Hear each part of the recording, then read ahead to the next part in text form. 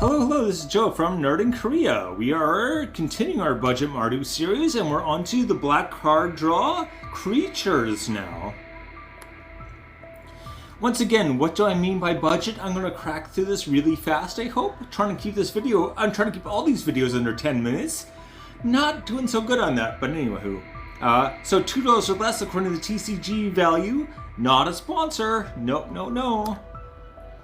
Black card draw. So black is better at card draw than other colors, red. But these, especially with creatures, they usually have an additional kind of cost associated with it. A lot of times paying life, I think, is very common with black anyway. These are black card draw creatures you can use in a whole bunch of decks. Honorable mentions. Okay, Gravelighter. So when it enters the battlefield, draw a creature. Draw a card if a creature died this turn. So you can draw a card, or each player sacrifices a creature. So if a creature has not died, you're gonna make it so everyone has to sacrifice, which can be very, very, very useful. And the fact that it has that everyone has to sacrifice a creature or draw a card, the flexibility is crazy good. Next up, Hollow Marauder. The spell costs one less cast for each creature in your graveyard. So you kind of only really want to cast this if you've got a few creatures in your graveyard already. So there's one downside, but it is a flying 4/2, which isn't bad. It costs 7, but can cost 1 black. If you're casting for 1 black, that's amazing, right? And when it enters the battlefield, any number of targeted opponents each discard a card. For each opponent who didn't discard a card with mana value 4 or greater, draw a card. So they have to discard a card with mana value 4 or greater, where you get to draw a card.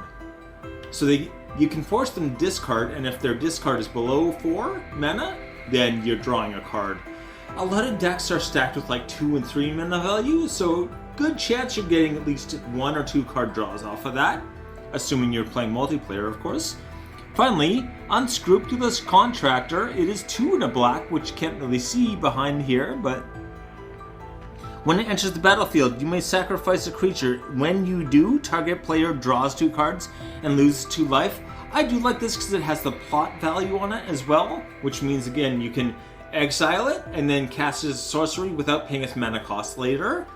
And then, yeah, you can use this to kind of usually benefit someone, I think. You can give someone card draw. It does cost them 2 life, but I'd not use this as a weapon, I think is the main thing, right?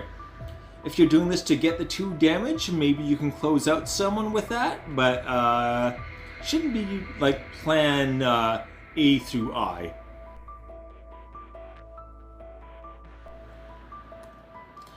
Sanguine Spy. I used this art at the beginning. I meant to say, this looks like Scully to me. Does anyone else see Scully? Like from X-Files? Maybe not. Gillian Anderson? Gillian. Anyway, whatever. Alright, so 2 and a black for a 2/3 with Menace and Lifelink, which is a great start. You can pay 1 mana to sacrifice another creature. Look at the top card of your library. You may put that card into your graveyard. So for 1 mana, that's really not bad. You are kind of, surveilling. You don't get to draw the card, but you get to look at it and decide if you want to use it or not. And being able to sacrifice can be very useful as well if you got death triggers or anything like that. And then at the beginning of your end step, if there are 5 or more mana values among cards in your graveyard, you may pay 2 life if you do draw a card. So this turns into, once you have a decent sized graveyard, basically you're going to be able to just pay 2 life, draw a card every turn. That's really good, actually. This does require more setup than I would like, but like once you get to mid to late game, I think it's very good. Anyway, 21 cents.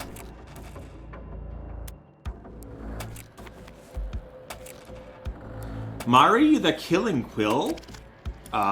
So whenever an creature an opponent controls dies, exile it with a hit counter. Exiling and when they die is so good already against a lot of decks that are using, recursion and stuff like that. You can kind of put a stop to a lot of shenanigans, right, with that first part of the ability.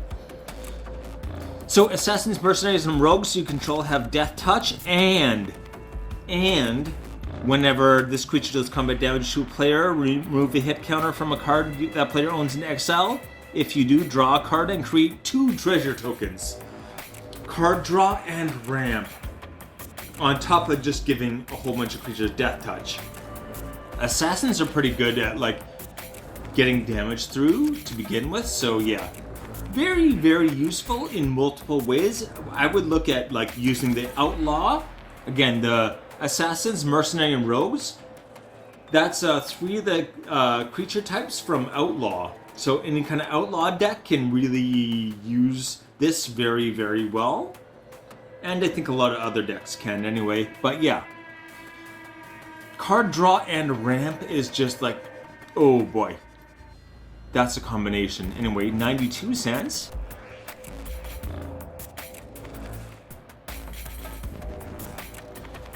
Grim Haruspecs? Or Haruspec?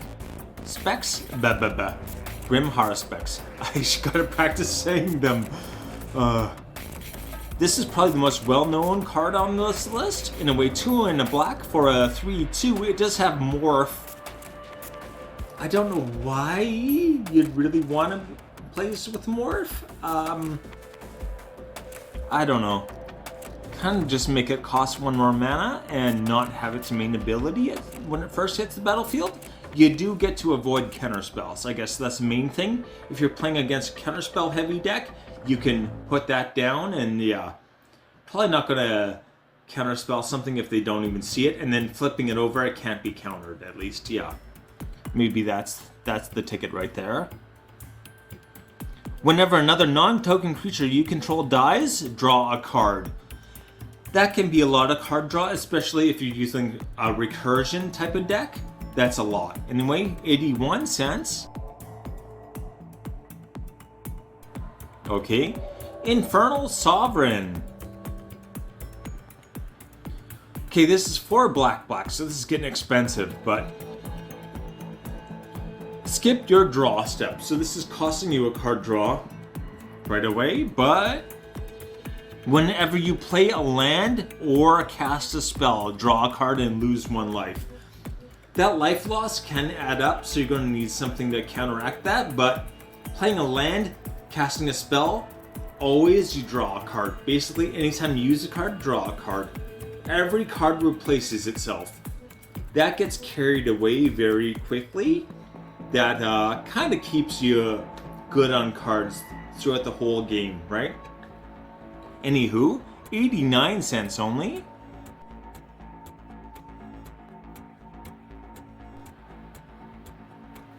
Finally, Morbid Opportunist.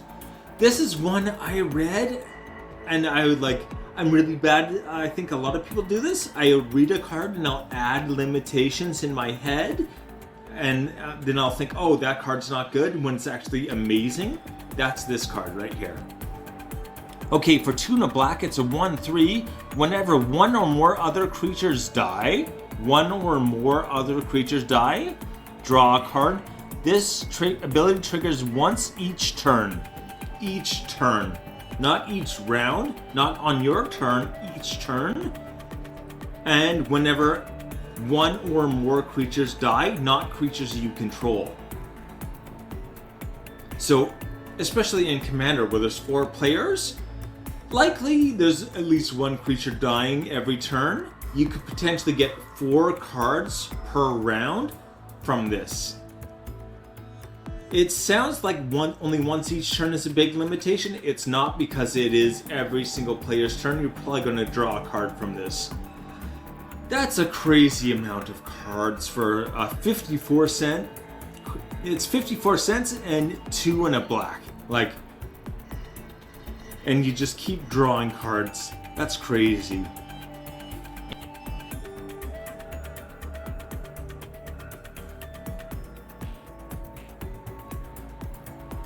The list. Alright, Sanguine Spy, 21 cents. Still think it's Scully. Mari the Killing Quill, 92 cents. In the right deck, that's just, does so much. Grim Haruspecs,